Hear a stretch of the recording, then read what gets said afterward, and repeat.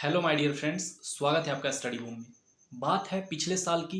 3 जुलाई को झारखंड जेई का एग्ज़ाम होता है और परीक्षा लेने वाली जो कंपनी होती है वही पेपर लीक करवा देती है और अभ्यर्थियों से लाखों रुपए लिए जाते हैं। और यह खुलासा तब होता है जब पटना से एक गिरफ्तार जो गिरोह के सदस्य होते हैं अभिषेक कुमार, ये सारी बातों का खुलासा करते हैं। वो बताते हैं कि जो परीक्षा लेने वाली एजेंसी थी बिन्सीस प्राइवेट कंपनी लिमिटेड, तो उसके जो मालिक हैं वो अरुण कुमार जी, तो वही सारे अभ्यर्थियों से लगभग 20-20 लाख रुपए लेते हैं और सबको पेपर लीक करा के उनको पेपर प्रोवाइड करा देते हैं। सवाल उठता है कि ये जो कंपनी थी इसने कई सारे पहले भी एग्जाम लिए होंगे, उनका क्या, उन पर क्या जांच नहीं होनी चाहिए? बिल्कुल होनी चाहिए। लेकिन कितनी भी जांच हो जाए, ये आपको हमको ये सभी लोगों को पता है कि इसका निष्कर्ष क्या निकलने वाला है।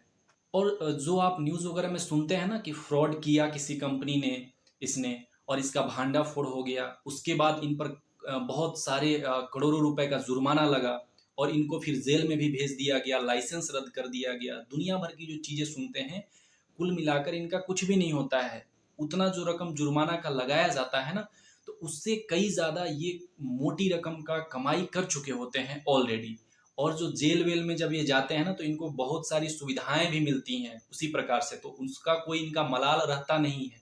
तो अभी तक जितने भी एग्जाम्स हुए हैं वो सभी सवालों के घेरे में रहे हैं। अगर हम झारखंड की बात करें तो चाहे आप जेपीएससी को ले लीजिए, चाहे आप जेट को ले लीजिए, जो झारखंड एलिजिबिलिटी टेस्ट, अभी अभी भी काफ़ी ज़्यादा न्यूज़ में ये आ रहा है झारखंड एलिजिबिलिटी टेस्ट को लेकर कि ये एग्ज़ाम होने वाला है। इससे पहले ये शायद 2007-8 में हुआ था, उसकी जांच अभी भी सीबीआई कर रही है, जिसका कोई भी निष्कर्ष नहीं निकल पाया है।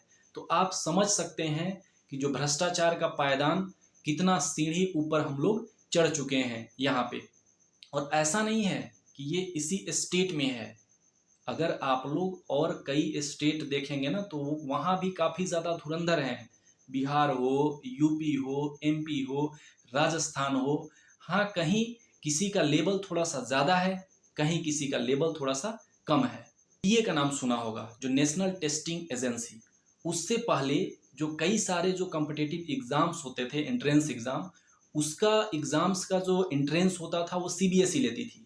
तो एनटीए से पहले बहुत ज़्यादा धांधली होते थे एग्ज़ाम को लेकर। तो उसमें धांधली को रोकने के लिए ही एनटीए का गठन किया गया था 2017 में। एनटीए के ऊपर भी कई सारे आरोप लगते हैं कि उसमें भी धांधली हो रही है क्वेश्चन पेपर लीक को लेकर। लेकिन कुल मिलाकर अगर बात किया जाए तो एनटीए एक साफ सुथरी एजेंसी के रूप में ही सामने आती है। कभी अगर आपने एग्ज़ाम दिया होगा तो आप देख सकते हैं, उसमें काफ़ी सारे कैंडिडेट्स हैं जो सफल होते हैं, बिल्कुल एग्ज़ाम अपना क्वालिफाई करते हैं। अब इसका मतलब ये नहीं कि बाकी सारा जो एग्ज़ाम होता है उसमें कैंडिडेट्स क्वालिफाई ही नहीं होते हैं। लग रहा है जो झारखंड जेई का जो एग्ज़ाम जो बिन्सिस कंपनी जो ले रही थी, तो क्या इसके ऊपर कोई झारखंड में जो इंस्टीट्यूशंस हैं, जो जेएसएससी है, और तो वो क्या इस पर नज़र नहीं रख रही होगी? क्या जो गवर्नमेंट जो बॉडी है, क्या उस पर निगरानी नहीं कर रही होगी? इसका मतलब कि पूरा का पूरा जो सिस्टम है, वो एक तरीके से मिला हुआ रहता है। तो अभी तक जितने भी लोग इस चीज़ को सुन रहे होंगे, वो बिल्कुल डिमोटिवेट हो चुके होंगे। उनके दिमाग में आ रहा होगा कि अब क्या, सारी चीज़ें तो फिक्स है, अब क्या फ़ायदा एग्ज़ाम देने का, अब छोड़ देते हैं। मेरे कई ऐसे सगे संबंधी परिचित लोग हैं जिन्होंने जो झारखंड एसआई, जो दरोगा का फॉर्म आया था और जो टीचर्स वगैरह के फॉर्म आए हैं, तो उसमें अपने मेहनत के बलबूते पर उन्होंने एग्ज़ाम निकाला और अच्छे खासे अभी वो जॉब कर रहे हैं। तो एक चीज़ तो बिल्कुल क्लियर है कि आपको मेहनत से बिल्कुल भी पीछे नहीं हटना है, अपना आपको 100% देना है। एक चीज़ें ध्यान रखिएगा, और ये आप अपने इंट्यूशंस, अपना जो अंतरात्मा है ना, उससे भी पूछिएगा कि जो कुछ सीटें हैं ना, वो तो फिक्स तो ज़रूर होती हैं, इसमें नो डाउट। ये आप अपने अंदर भी पूछिएगा, और ये हम सभी लोगों को पता होता है, अपने अंतरात्मा से पता होता है। लेकिन कुछ ही सीटें फिक्स होती है। ऐसा नहीं होता है कि जो आपका 2000-2100 जो सीटें आई हैं ना, वो पूरी की पूरी फिक्स हो जाएंगी। ऐसा बिल्कुल नहीं होता है, किसी भी एग्ज़ाम में नहीं होता है, और किसी भी स्टेट में ऐसा पूरी तरीके से धांधली ऐसा नहीं होता है।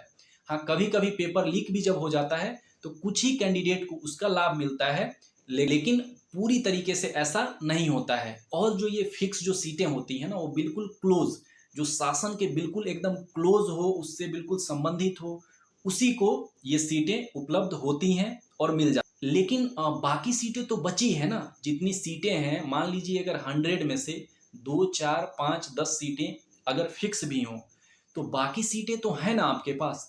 बस उन सीटों पर फाइट करने का प्रयास करिए कि वो सीटें हैं हमारे पास, हम अपने मेहनत के दम पर हम अपना सारा चीज़ निकालेंगे।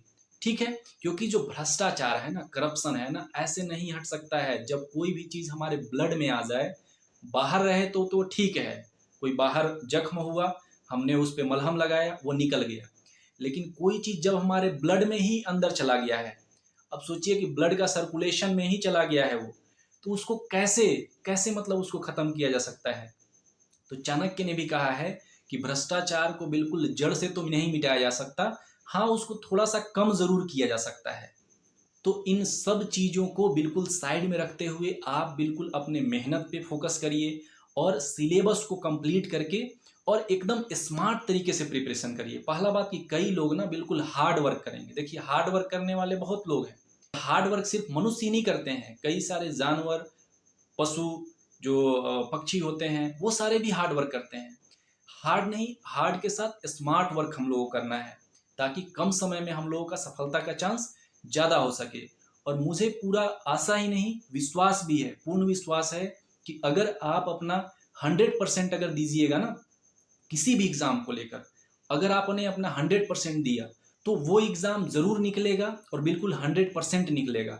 बस आपको एक राइट डायरेक्शन आपको मिलना चाहिए। और मैं इस चीज़ को बार बार बोलता हूँ कि अगर आप किसी भी एग्ज़ाम की प्रिपरेशन कर रहे हो तो आप प्रीवियस ईयर्स क्वेश्चन को ज़रूर साथ में रखिएगा, क्योंकि सामने बिल्कुल समझिए कि अंधेरा है और प्रीवियस ईयर्स क्वेश्चन आपको एक टॉर्च की भांति रास्ता दिखाएगा कि देखो आप इस रास्ते से चलो तो बिल्कुल सही दिशा में और जल्दी पहुंच जाओगे।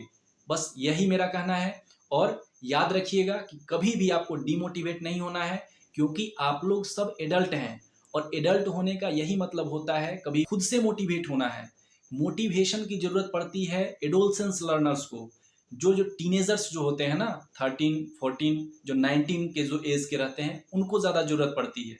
जिसने 20 क्रॉस कर लिया, 21, 22, वो धीरे धीरे उसमें ऑटोमेटिकली ये समझदारी, ये सारी चीज़ें आती रहती है कि वो खुद से मोटिवेट होता रहता है, अपने आप को मोटिवेट करते रहता है और उसको किसी भी बाहरी अन्य तथ्यों से मोटिवेशन की ज़रूरत बिल्कुल नहीं पड़ती है। तो आप बिल्कुल अपने स्टडी पे फोकस करिए और आपका एग्ज़ाम ज़रूर निकलेगा। आशा है ये वीडियो आपको पसंद आया होगा। पसंद आया होगा तो चैनल को सब्सक्राइब जरूर कर लीजिएगा और लोगों के साथ शेयर करना बिल्कुल मत भूलिएगा। मिलते हैं हम लोग ऐसे ही मज़ेदार वीडियो में। धन्यवाद।